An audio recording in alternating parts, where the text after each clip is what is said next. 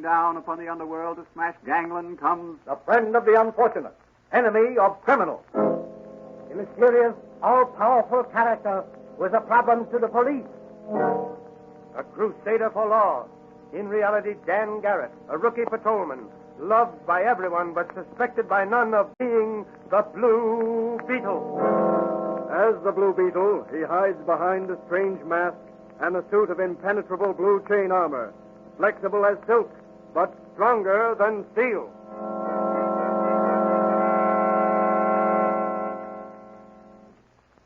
Today's episode of the Blue Beetle sends the Blue Beetle swooping down on a group of powerful underworld characters whose racket is dope.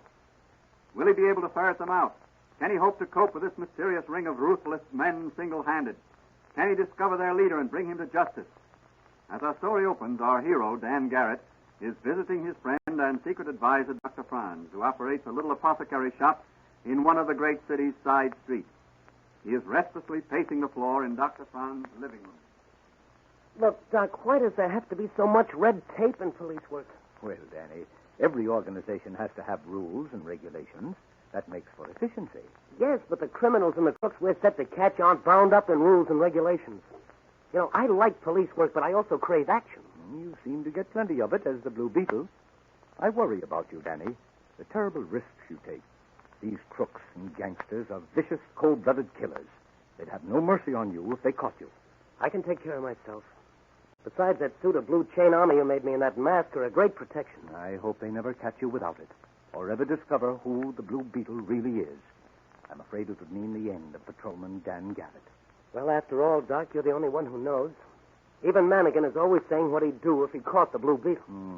He's the officer on the beat next to yours, isn't he? Yes, he was my father's pal. I see. He got me on the police force after my father was killed by a gangster's bullet. And doesn't he suspect at all? No, he doesn't. He's a good cop, but he's not very heavy above the ears. What's that newsboy crying? Something about a movie star committing suicide. Wait, I'll go get a paper. Read all about it, extra, Boy. Here you are, boy. Give me one of those extras. Yes, sir. Thank you. Read all about it. Hey, look at this, Doc. Sandra Beaumont, the movie actress, committed suicide last night. The paper says she left a note on her dressing table which said, "Dope has become my master. No longer can I live without it. This is the end. Let my fate be a warning to all." What do you think of that, Doc? I think it's tragic, Danny. So do I. I'm going to do something about that dope racket right now. Well, what are you going to do? I'm going to ask the commissioner to put me on special assignment to try and uncover the leaders of that dope ring in this city. You'd better be careful, Dan. They'll stop at nothing. Well, if I can't uncover them as Patrolman Dan Garrett, I'll get them as the Blue Beetle.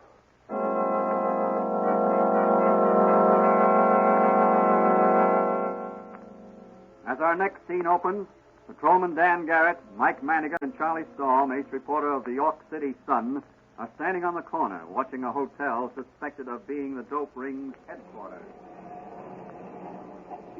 Uh-huh. That's the place, all right. Somebody tipped off my paper. Why don't we go in and raid the place? What, just the two of us? Sure. Don't be silly. We've got no evidence. The commissioner wants evidence. That's our job. To watch everybody that goes in and comes out of that place. Me? I like action. So do I. Hey, look. Where? That shabbily dressed man there. He just came out of that side entrance and gave a cigarette to that kid standing there. So what? Looks like the kid gave him some money for it. He's a dope peddler. He's selling dope cigarettes, marijuana. Marijuana? Boy, here's where I make a pinch. Hey, you there, I want to talk to you. Come and get me, copper. Oh, yeah? You gotta travel fast to get away from me, brother. Go get him, Danny. I'll signal Clancy on the next beat. He'll head him off at the intersection. Look, Danny's diving for him. He's got him. Boy, that was a flying tackle. Sure what? Hey, look, that car there. There's a machine gun. Look out, Danny!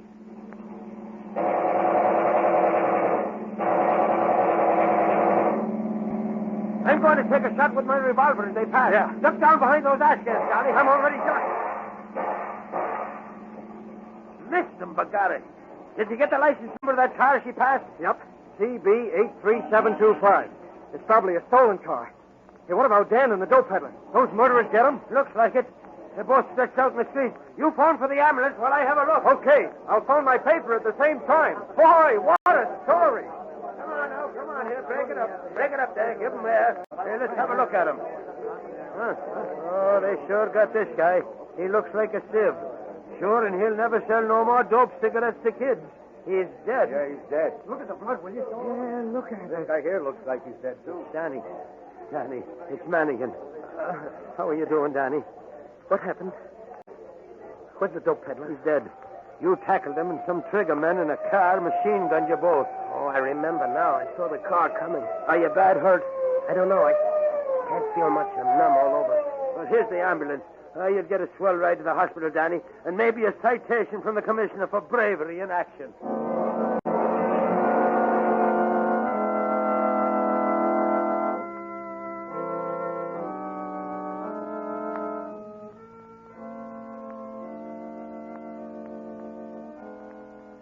What's the verdict, Doctor? Will Patrolman Dan Garrett live? Well, it's very doubtful, Commissioner. An operation is necessary to remove the bullet, but he's so weak from loss of blood that I That's doubt... tough. He's one of my best men. Due for promotion soon. A message for you, Doctor. Oh, thank you. Pardon me, Commissioner. Yes, sir. Well, this would be interesting to you, Commissioner. Read it. Yeah, let me see. If my blood is the right type, I would like to volunteer as a blood donor for the brave Officer Garrett. Why, this is signed by my daughter. Precisely. She's convalescing here from her accident. Well, she's almost recovered, Commissioner. Yes, but, Doctor, is she strong enough? I think so. Then by all means, let her do it. I'm fond as well as proud of Dan Garrett. He's a fine boy, like his dad before him. It'll also make my daughter very happy. I have a sneaking suspicion she likes young Garrett.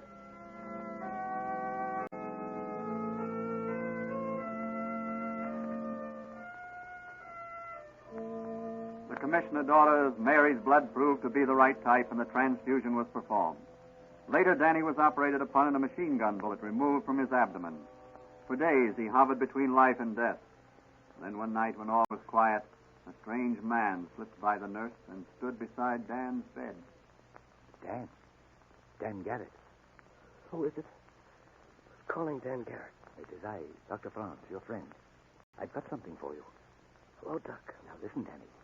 I want you to take this capsule. It's my secret 2X formula. It will bring you a speedy recovery. Sure? I'm positive.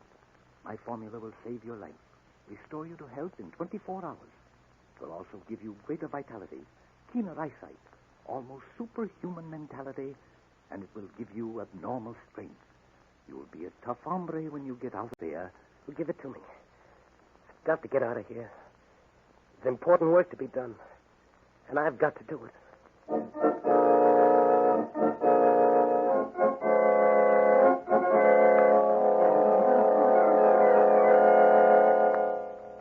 The next morning, to the surprise of everyone, Dan Garrett was completely recovered. From Mike Mannigan and Mary Donnelly, the commissioner's daughter, who came to visit him, he learned that the commissioner had ordered extensive raids on all opium dens in the city. At one place, they told him, the police had been blown to bits by dynamite planted by the dope ring before they fled. Dan insisted on being released from the hospital and restored to duty. By mid-afternoon, he's back on his beat, fully recovered to health and strength by Dr. Franz's magic formula.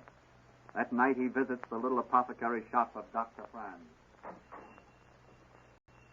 Hello, Doc. Hello, Danny.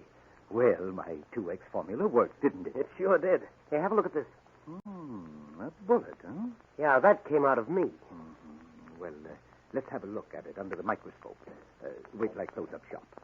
Pull down the shades, will you, while I lock the door? All right. There. Now we'll just give this bullet the once-over under the microscope.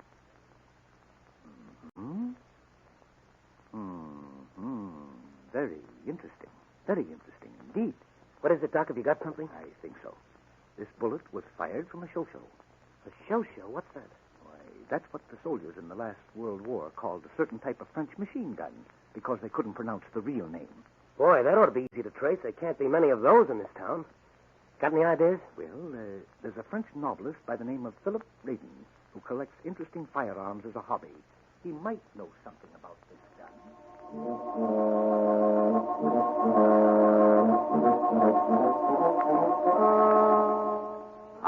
night went Dan Garrett on the trail of the murder gun. But a changed Dan Garrett. No longer is he in the blue uniform of the city's finest. He wears blue, but it's the blue chain armor of the Blue Beetle.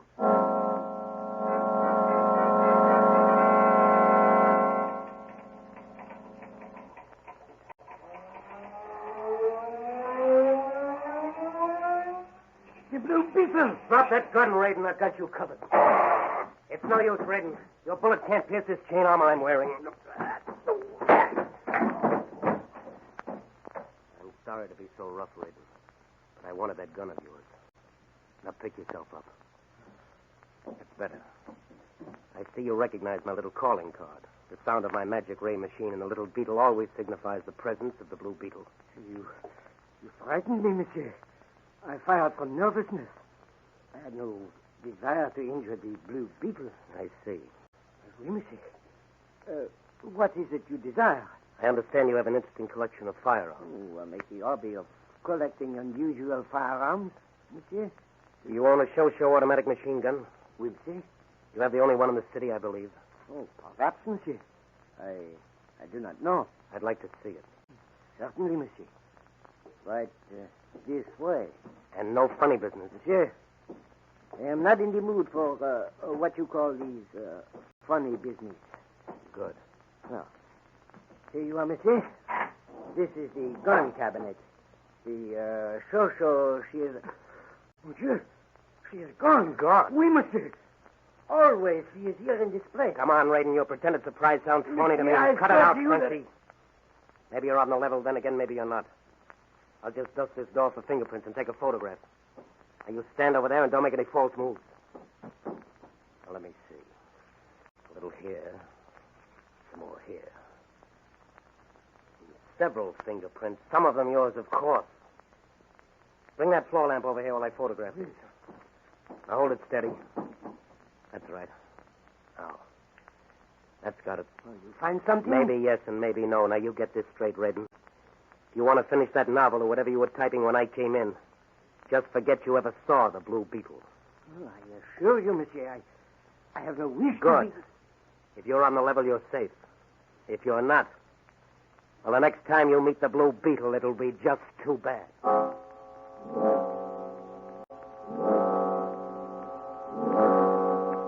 Whom will the Blue Beetle call upon next? Whose fingerprints were on the doors of the gun case? Is Radon, the French novelist, a member of the dope ring? Let's look in on police headquarters. The time is close to midnight. Manigan is holding down the desk while the sergeant is out for a bite to eat. Sure, and I wish the sergeant would get back. I'd like me little trundle bed and some shut eye. Take it easy, Manigan. You won't get hurt. You always wanted to meet the Blue Beetle. Well, here he is. Oh, you used to struggle. The Blue Beetle is stronger than you are. I'll just stuff this handkerchief in your mouth and then tie you up. And I'll carry you into the room where you keep the fingerprint files. There you are. Now, over my shoulder you go up the daisy. Here we are. Now, just lie there like a good little boy. I want to examine these files. Let me see. Type 27B, 28B, 29, 30, 31B. Yes, that looks like it. Fingerprints of Joe Bugs McGotti, and here's his photograph. Yes, Mr. Bugs McGotti, those are your fingerprints, all right. You're the guy that stole that murder gun. Well, Mr. Bugs McGotti, you're going to get nipped by the Blue Beetle and nipped hard. Reach for the ceiling, Mr. Blue Beetle. Ah, the beautiful daughter of the police commissioner. Don't move. I'll shoot if you do. I have no intention of moving unless it's to step within the aura of such a charming person as yourself, Miss Donnelly. What are you doing here? And why is you gagged and tied up Officer Manigan there? I'm here to obtain evidence against the opium gang your father is trying to round up.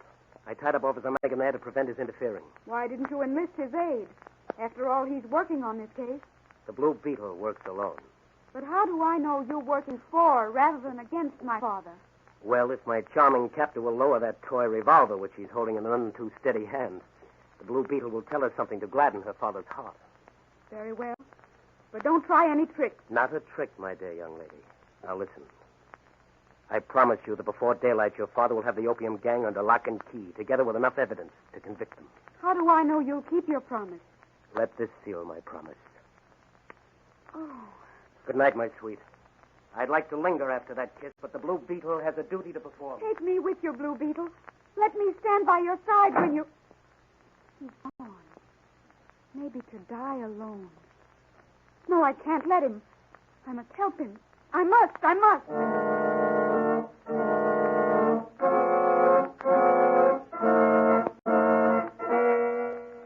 Like a bloodhound on the trail, once he gets the scent, the Blue Beetle sped on his mission. And like the bloodhound, he'll never let up till he runs his quarry to earth. But close on his heels goes the commissioner's daughter, determined to have a part in the roundup of the nefarious gang of dope peddlers. Little did she know that close behind, as she hurried down the darkened street, a car was slowly following her. There she goes.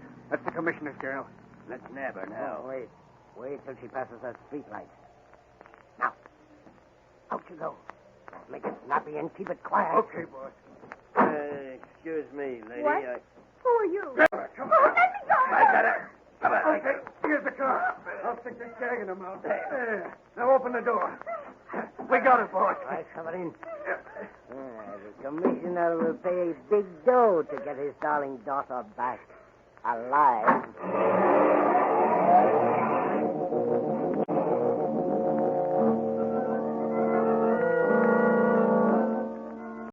Where is the Blue Beetle? Will the Blue Beetle be able to rescue the beautiful daughter of the police commissioner? Will he locate the hideout of the dope ring? Will he be able to collect enough evidence to convict them? Through the silent night, down by the waterfront, two powerful cars are speeding along. The first car is full of men, hard-looking men, desperate men, killers all. But who is this lone occupant of the second car? Ah, yes, it is the Blue Beetle. That looks like the car that passed me the day I was machine gunned. I'll just follow her. It may lead me to the dope peddler's hangout. They suspect me. They've got a machine gun pointing out of the rear. There it goes. I better give them a ruffle with my synchronized machine gun before they shoot away my windshield. I hope the shatterproof glass is good, but I don't know how good. All right, you rats. How do you like this?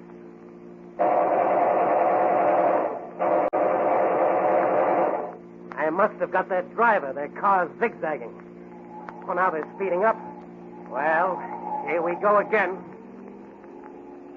They're slowing down. They're turning into that warehouse. That's my gang, all right. Just the spot I was headed for. Now, Mr. Bugs Muscati, for the final showdown. Closing the iron doors of the warehouse. I'll soon blast them open, those special bombs Dr. Brum's made for me. All right, you mugs, don't close that door. I'll blow you all to kingdom come. Blue Beetle. What's he got in his hand? That's a bomb. Go on. Drill him. Go ahead, Joe McGotti. Go ahead and shoot. I recognize you.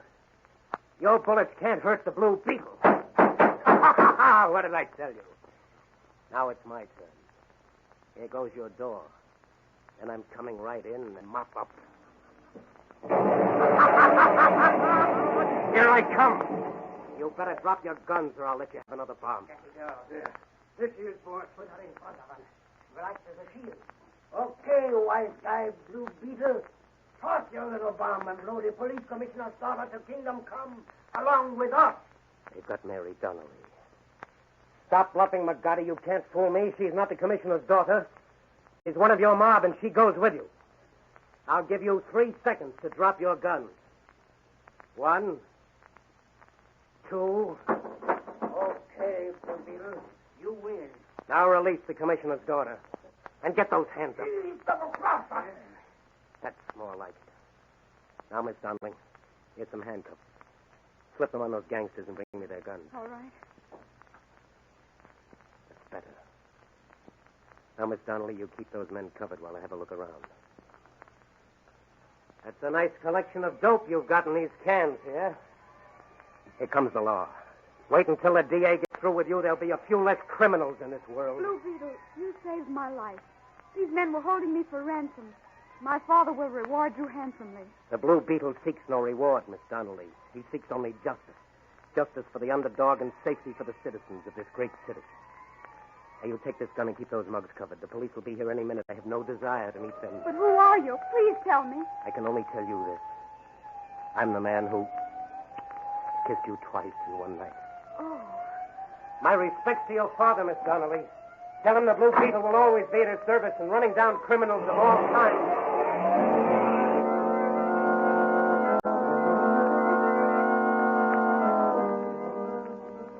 Away in his fast motor car sped the Blue Beetle, leaving the commissioner's daughter on guard over Bugs McGarty and his band of criminals. But close behind him speeds another car, a police car. Will the Blue Beetle be overtaken and unmasked? Ahead, a stoplight is changing from green to red.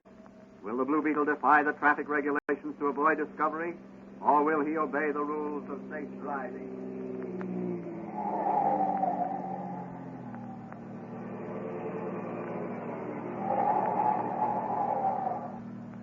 Mr. Blue Beetle himself. I've been following you for a mile. I thought I'd catch you at this stoplight. Come on, me bucko. I'll ride the running board back to the police station. And no funny business or I'll blow your brains out. So it's you again, Officer Manigan. I'd love to take you for a ride. No, none of that. It's me that's taking you for a ride. I saw you drive out of that warehouse back there, so you were in with those dope peddlers. That's nice figuring, Officer Manigan. It'll be Detective Manigan after I turn you in. Now get going, Mr. Blue Beetle.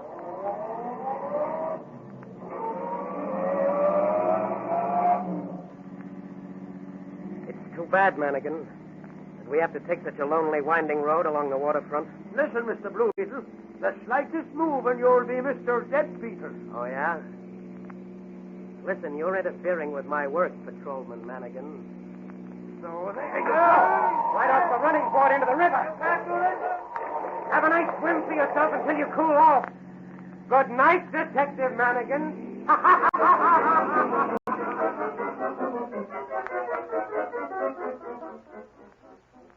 And so the mysterious and thrilling character known as the Blue Beetle, after rounding up a gang of criminals, slips away to let the police take credit for cleaning up the dope racket. The next morning, Patrolman Dan Garrett drops in for a visit with Dr. Franz. Well, Danny, I see you let the police take all the credit again. Sure. I can't let my buddies down. According to newspaper reports, your friend Manigan got tossed into the river by some of the gangsters whom he had captured single-handed. So that's his story. That ain't the way I heard it. I'll bet the Blue Beetle had something to do with it. Well, you'd win your bet. You know, when I met him this morning, he had the sniffles. And he said he caught a cold. So I asked him if he'd been in swimming without his sweater. And didn't he get wise to the swimming gag? Yeah, after a minute. He wanted to know how I knew he'd been in the water. I told him I heard it from one of the boys. Hey, Doc, have you heard the latest news? Why, no. What is it? Well, the authorities have got wind of a plot to sabotage that new Army pursuit plane that's being tested tomorrow out at the flying field. Sabotage? That's my speed. Maybe I can get him the detail to the flying field. So long, Doc. I got to get over to headquarters.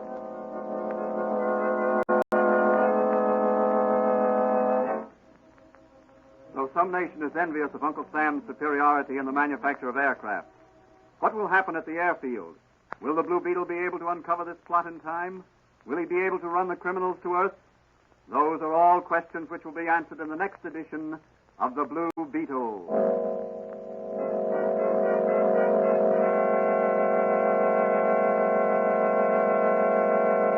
And now here's the Blue Beetle himself to say a few words.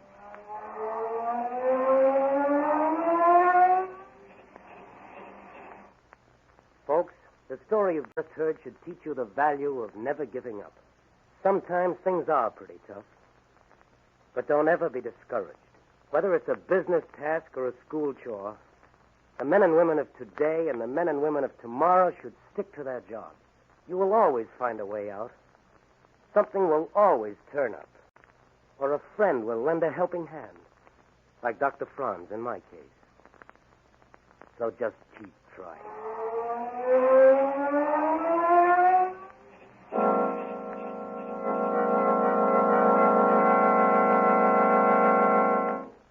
The Blue Beetle is a Cox feature appearing in Mystery Men Comics magazine.